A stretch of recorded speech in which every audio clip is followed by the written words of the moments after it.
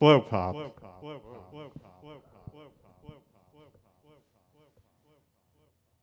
With Slic. Thanks to Samantha Sutcliffe and X Pizza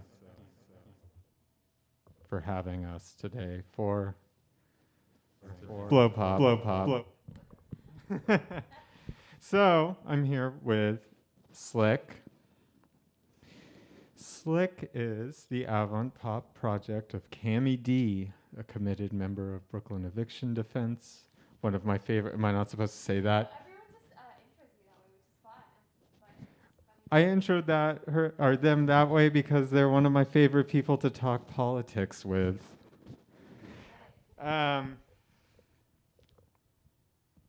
They're the bass player for Tobias, ex-bass player, Yeah. Occasionally, I was playing bass. occasional bass player. They've released 3 EPs under the Slic moniker, the most recent of which is Too Real, available for streaming on Bandcamp and Spotify. And Apple Music. Yeah. Steve Jobs would be so happy. I did it for him. You know, think different. So today, Cami or Slic is gonna play. Oh, I'm all over the place with this intro. Slic is going to play. Bye, Jenny. Thanks for hanging out. Slic is going to play some unreleased material. It seems like nobody slept well on Friday the 13th across the board. Yeah, so I guess start whenever you would like, and then we'll do a little interview. Ooh. Oh, it's good.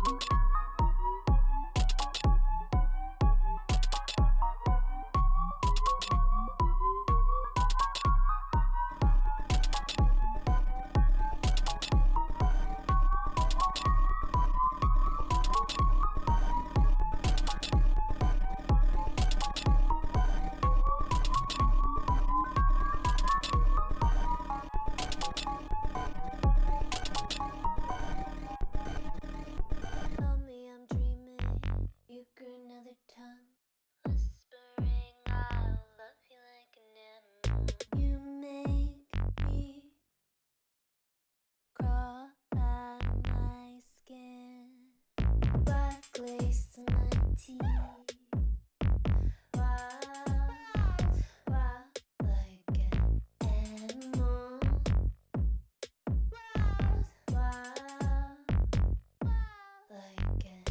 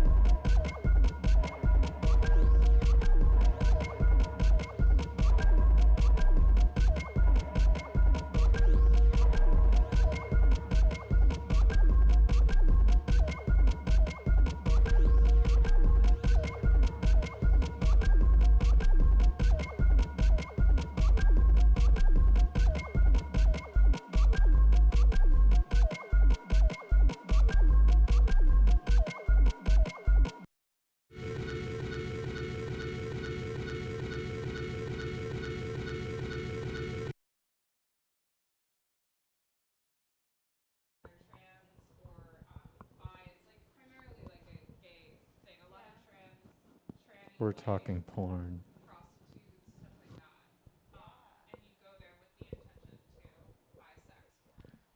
So in a way, it's like a club, but it's different. That's really interesting. Yeah, it's This is different. not the first time that I'm being interviewed and then we start talking about porn.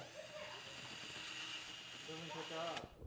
Well, I don't know if it's cool. Like,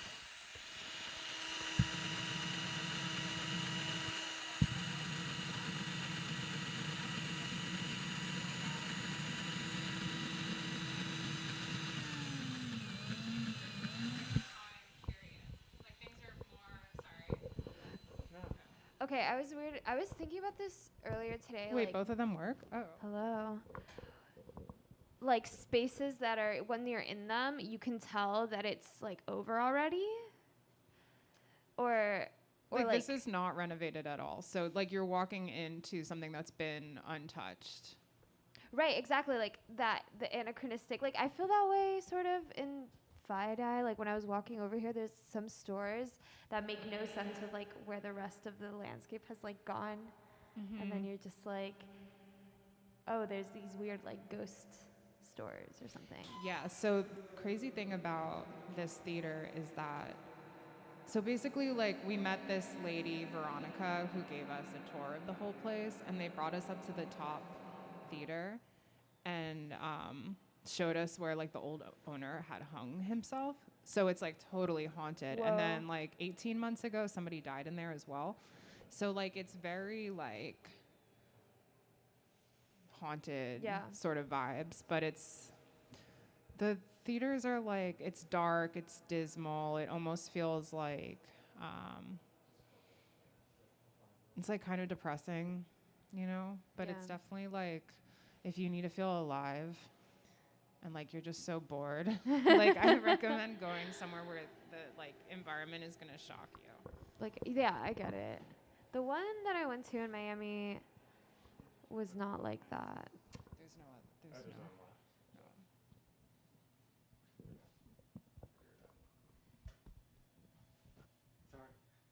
Wait, what? Oh, are we okay? We're This is just now the talking. interview. Yeah, Times Square Red, Times Square Blue, the book. I like that it talks about how everybody thinks that like the porn theaters got shuttered in the, what was it, like by the 90s, but it had started like all the way at the beginning of the century. Like it just was this process that kept pushing and pushing it further uptown or further. It was further towards the water. So what had happened was they made it so that you could still have the theaters, but they had to be zoned in this way where they ended up placing all the theaters in areas where there was no subway stations, which meant like it was even more dangerous. So just pushing more and more to the Right. margins. Mm-hmm. But ultimately, like they wanted to renovate Times Square. But the thing that's like so good about that book is like the contact versus networking stuff. Did you get to that yet? I with haven't the gotten to landlords? that. Okay.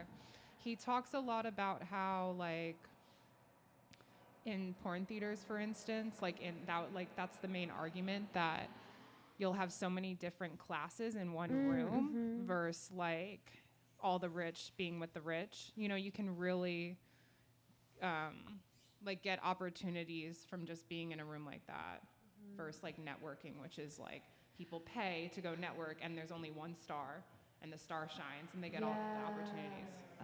Versus like being in a grocery store checking out and there's someone behind you that might there might be somebody that works at a design firm and you just met them and you've never met them before and then you can get that contact that way, if that makes sense. And that's like kind of like the whole point of living in a city is to have that contact. And then now everything is so, well, I don't know if now, but like I feel this really intensely all the time. Like, ghost stories, Friday the 13th. Like you know before you step into the store that it's like for a certain class of people. Like there's not these open-ended space clubs that way. If we want to talk about nightlife, clubs also feel that way. Like I was at Bossa Nova for the first time since it like reopened, and it was really funny because I hadn't been like out there, and I feel like nowadays is the same. Like they have this like kind of bougie menu with that like typeface that's like the chalk, like artsy chalk writing. And it's just like stuff like that where it's like it's has these aesthetic trappings that are very specific to like maybe 10 years ago, like hip people what they want. Well, I don't know for sure because I don't know what the management is thinking. But Bushwick on like a weekend looks like East Village on a weekend now. Like it's like out of towners, Bridge and Tunnel. And I feel like they might be playing into the like, oh, you are having a night out in Brooklyn of it all if they're doing menus like that. I think it was like this. I think it's just because like Boston was like 12 years old now. They did the marketing maybe like when they opened, and it was this like hip spot. It continues to be hip. This is now Boston Nova Discourse. When they opened, I was throwing parties at Fitness down the street on Myrtle Avenue, and there was this day where it was like one of the bigger parties that we had thrown. Like 300 people had shown up. It was really like wall to wall people. Yeah, back when. And I was doing sound, and somebody came down and said, "There's undercover cops here. There's undercover cops here." And I was like, how do you know? No, there isn't. And then I went upstairs and I looked at these guys and I was like, oh shit, they're undercover cops, because they were like massive like meatheads, and they were both like shaved bald, and one of them was wearing a shirt that said "Rockin' Lifestyle" on it.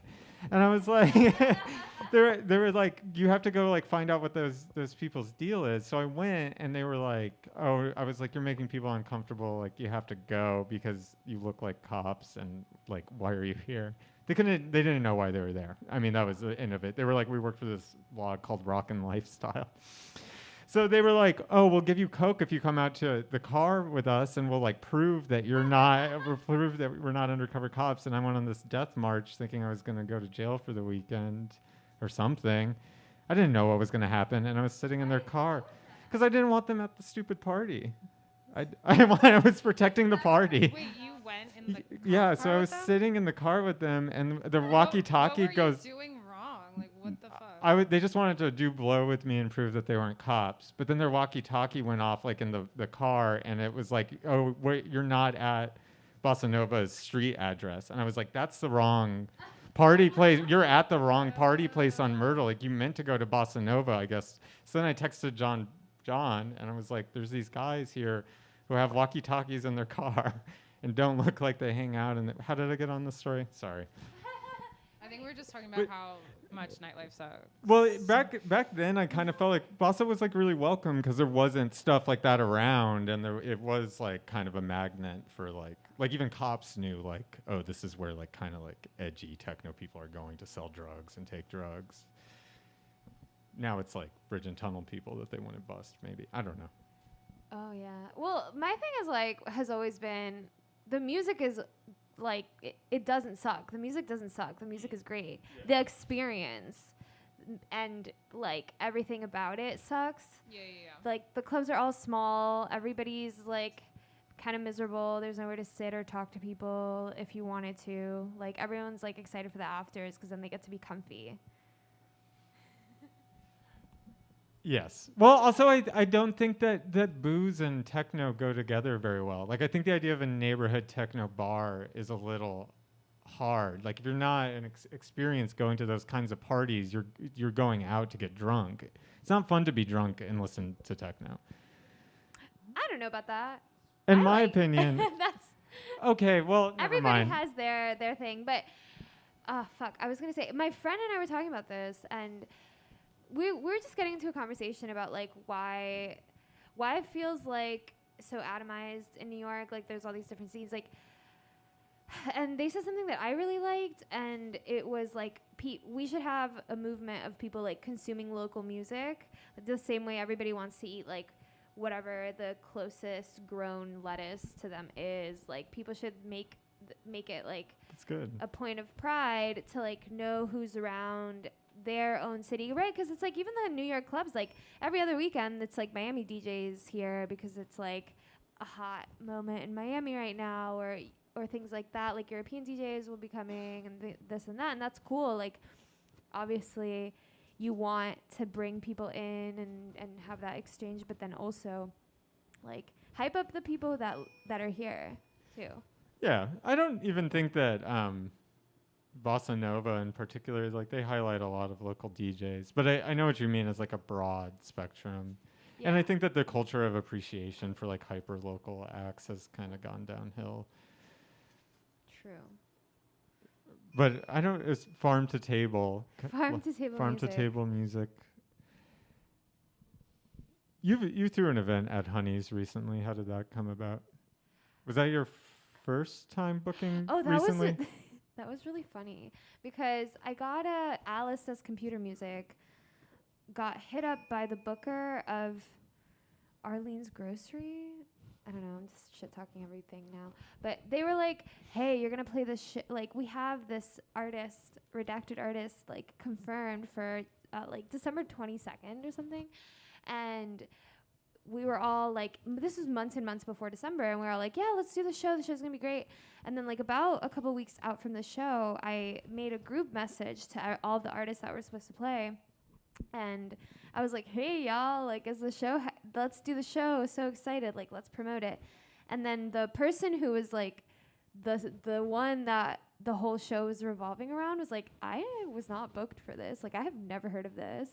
And the booking person just, like, was name dropping them or, like, using their name in a really convoluted way. It was weird. So so basically the show fell through because everyone felt really weird about how it had gone down, and it's not even...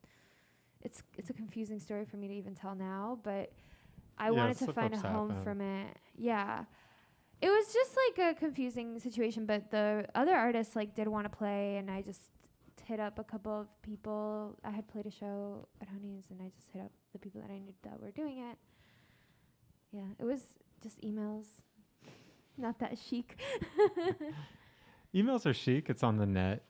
On the net. The information superhighway. I don't know if my emails are chic. It's like I'm like so formal in emails because I've like never really had an office job where it was like made more casual to me, and I'm just like, please see attached. Do you think that atomization in the city, you think that it'll be fixed by unifying around hyper-local musicians? No. No. I don't know. Sam asked, what did I say? I asked Cami, do you think the atomization in the city would be fixed by uniting around hyper-local musicians? No, because everyone's just like trying to get their little coins to survive. Like that's... I don't know. Like, just like neighborhood logistics. That was kind of the Brooklyn that I moved into, but it was very like there was like a lot of like blog culture and like hype machine stuff attached to it. There's no like infrastructure for it, I think. So the way that I see it is there's these crews that are kind of like up in the air. They don't have like a physical space, so they'll just like have parties at whatever venue, and that's just, and so people will like there's like certain ones like Club Carry, whatever, like certain parties that will like recur, and then they won't always be in the same venue, and it's not like the venue, it's not like you can always go to this place and know that there's going to be something happening hosted by these people. Like when I played a show out in Boston last year, it had been at this DIY house that had been there for 13 years. So it's like people always knew like this place is run by these people, and like they always put on this show or whatever. And even though the kids like in college every 4 years, like new cycle of kids, the like legend of this house like persisted. It's like I don't think you can really have that if like what's bringing people to the party is something that's like up in the air. Yes. So I think people should have spaces. Like I think all these like empty things should be used. I mean, I think in my experience booking, like I don't really book if I don't have like a devoted space. Like I don't have like a recurring party or anything like that.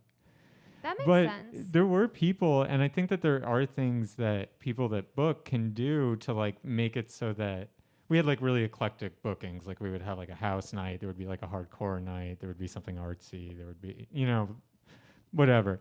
But what kept kind of people coming back to like all those things was that if you played with us, we would give you like probably a couple of free drinks and like other kind of like these weird incentives where like if you're broke and you're scared of going out, or you know what I mean? Yeah. Like it's like this way of making it so that even when you have different kinds of nights, you're like kind of, but it takes a second to get to that point because like there's some people that, you know, they say they want eclectic stuff, but the reality of that is like, you know, going to a hardcore show is very different than going to a house show. Yeah, and I don't have the perspective of somebody who's like booking all these shows, like, or really, I don't actually know how booking happens at most clubs or spaces. Yeah, so it's like, you know, just the way that I see it as like a consumer of the thing, it's like, oh, this cool party happened at like Hollow one week, and then it's gonna happen somewhere completely different. It's always like kind of in the same few spaces, same artists, yeah. And so I just think like, yeah,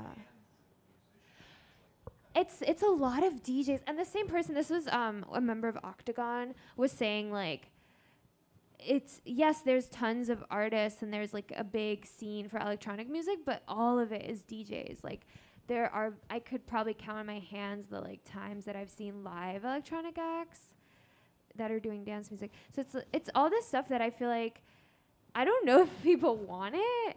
I want it, but I think you've heard me go on this rant before, but the radio hasn't. So yeah, give it to the radio. if you choose a BPM and like a little set of standards, and then you ask all of your musician friends to like be like, okay, 120, double time if you're gonna do fast, reverb on the hi-hats, we want like hissing sounds and R&B. Like if you choose like a set of aesthetic parameters, like one, people will make them, but two, people will also break the rules.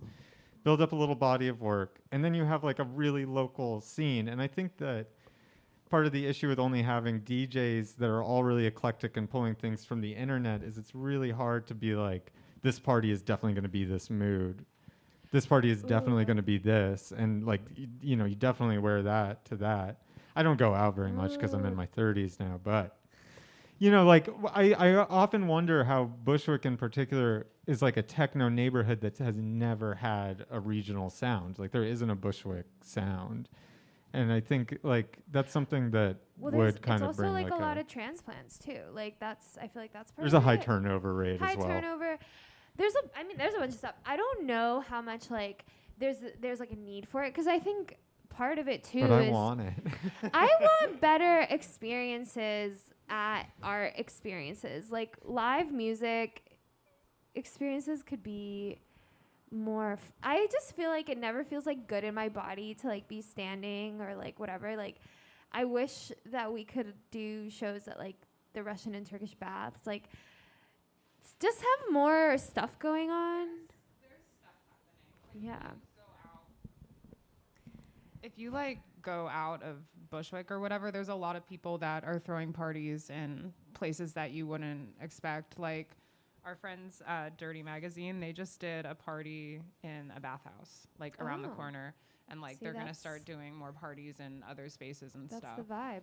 But I feel like it just like it just comes back to money. You know, it's like Yeah, they're only that's it. they're gonna book acts that can make venues money, and that's basically it. So a lot of people that are like creative and stuff, it's like I think it's good in a way if there are restrictions, because then you can think outside of the box. You're like, how, like that's kind of what we're doing here. And like when the street opens up, like we're gonna have block parties and just like working with what you have, and also like buying your friends' music. Like I deleted Spotify a couple weeks ago because everybody was either like, the people were complaining about Spotify and while simultaneously like posting their like top fives, and I was just like, I'm not using Spotify anymore, and like I'm only listening to people's music that I know. So like right now all I have is 86 Palace on my phone. Do you have the new stuff? Yeah, that's what I have. Yeah, and I have We're 86. Geo stuff too. 80 that's funny. Oh, it's just 86. Well, that's the 86 thing. music. Like, you can't fix like any changed of it. these problems because Sorry. it's Because we're not just going to do drone music anymore. We want to be pop superstars. yeah. That's what we want. El- You just have to like elevate people, and people don't like care about other people, and that's the problem. Like a lot of the work that we're doing at Uncensored is like everyone that's been like disposed and like you know that aren't allowed at places, like we've kind of opened up our doors, and I think a lot of people don't care about others. They just want the album review and they want to be the star on the front of the magazine. So I think 100%. yeah. And that's why you get, you know, these nights where people just like want to take a video of the DJ or something. And you like put it online, you tag and I don't them, blame, like, you know, it's like that's where we're at because that's the incentives that we're fed. Like that's like what you're set up to like crave in like sort of like a gamified way. Yeah, exactly. It's like but you don't, it doesn't have to be that way. It really doesn't. And you don't need that much stuff to like the show that I threw on the rooftop, like that I put together, I wanted to have a show in like a non-traditional venue because I was just like tired of playing DIY spaces, and I wanted it, I like specifically was like, whose music do I really want to hear? Like how much can I pay them, and like how much do I have to sell the stupid beers for so that I can kind of like break even? And I that's There is worthwhile. a burnout on DIY spaces. Yeah, but I think the thing is, it's just well, the issue to me is that they like, the cycle is so set. Like you like break a kind of unused piece of real estate, you trash it, it's like destroyed, and then it's over in 2 years. Yeah, Well, yeah. that's the but other and thing that's too, like, it's- why I'm not trash against that. things, like- Yeah, I'm not against it in terms of like Taz's or whatever, the Hakeem Bey concept. Like I'm not like anti that, but again, why trash it? Yeah, why trash things? Like you should build something really special and really precious and like keep it going and nurture it and not trash things.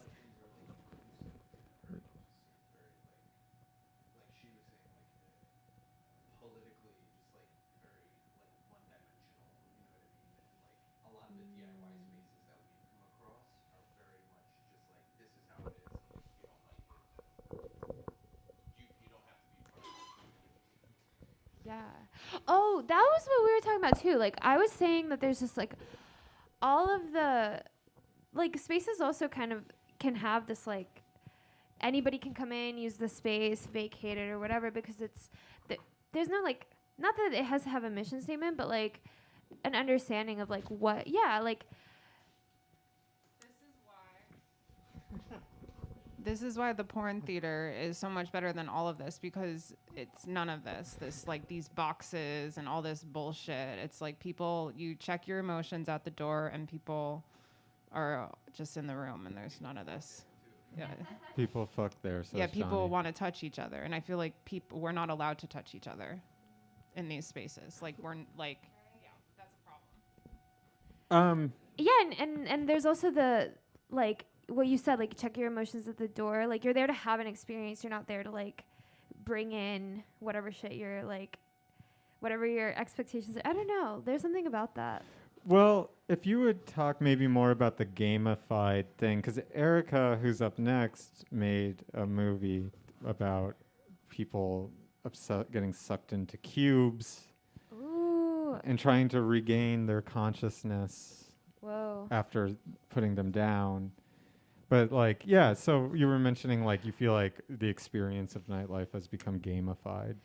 I have like empathy for the like things that I see, kind of like on the same thing. It's like I'm not fucking better than other people, like to say like my version of these things is better. I understand why people have the incentives, like given the incentives that you have, given the options for like making a living, given like the shit you might have to sacrifice for, you know, like doing something that doesn't make you any money or whatever.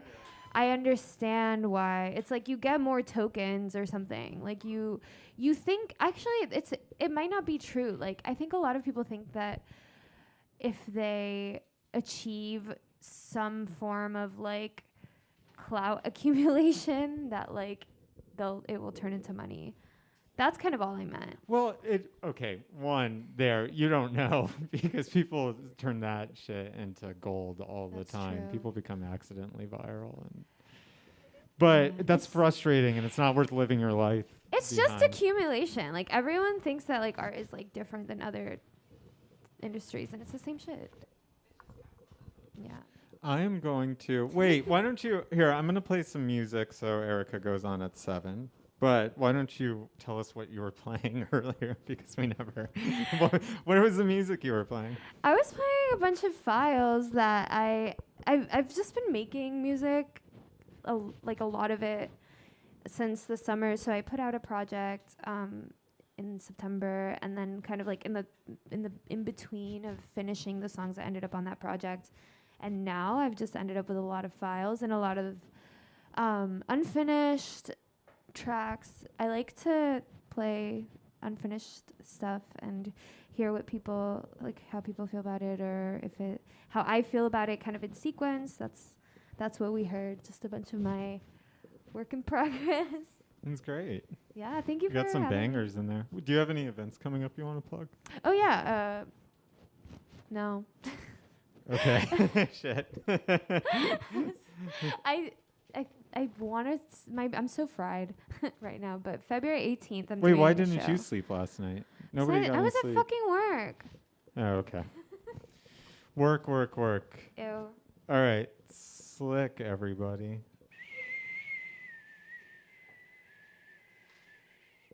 Yeah? Nice. Shout outs to our YouTube viewer.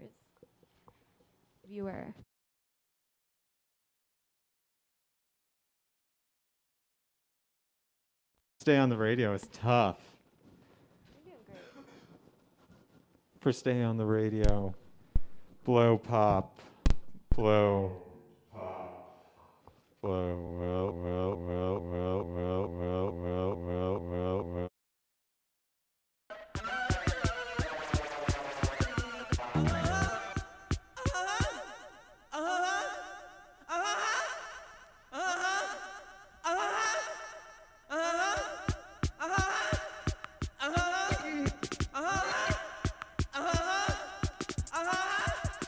I'm in love. I'm all shook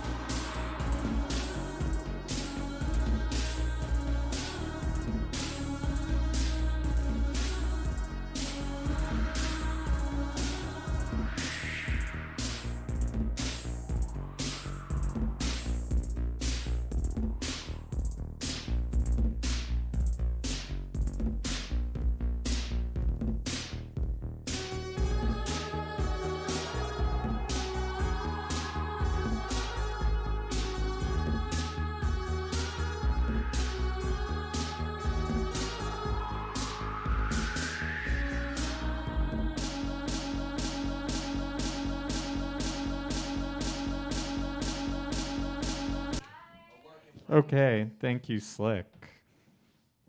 Have a safe ride to where you're going. The next guest is filmmaker and artist Erica Schreiner.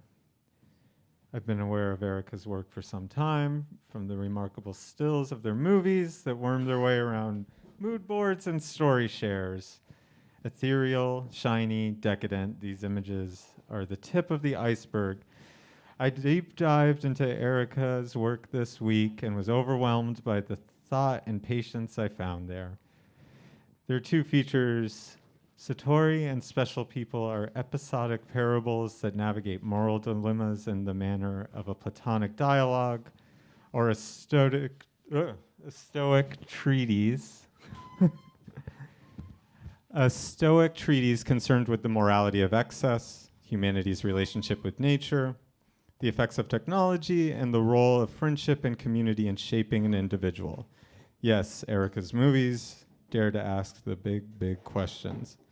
These films and more have screened at MoMA PS1, Nick Knight's Show Studio, the Portland Gay and Lesbian Film Festival, and the Berlin Underground Film Festival. Erica is the author of 2 collections of short stories, a novella, a book of poetry, and a chapbook of video stills. They are a member of New York's Filmmakers Cooperative and on the curatorial committee of Millennium Film Workshop. Next week, they have an exhibit opening at Bill Hodges Gallery in Chelsea. So why don't we start with that? Hi. Hi. Thanks for having me, Yeah. by the way. Yeah, next week we're doing a show. I've been there all week working on it. Yeah, thanks for coming down. I'm sure Yeah. that install week is kind of a rough time to Yeah, it is. the It is. radio. Yeah. Where's the camera? I think it's there, like center. Oh, okay. So you can I was face just looking this way. around like, where? Oh, where's the surveillance camera? Oh, yeah. No, the one that brings us to the internet. There. So I think. Sorry. Wait, do I have to do the intro again? Okay. I'm glad I wrote it.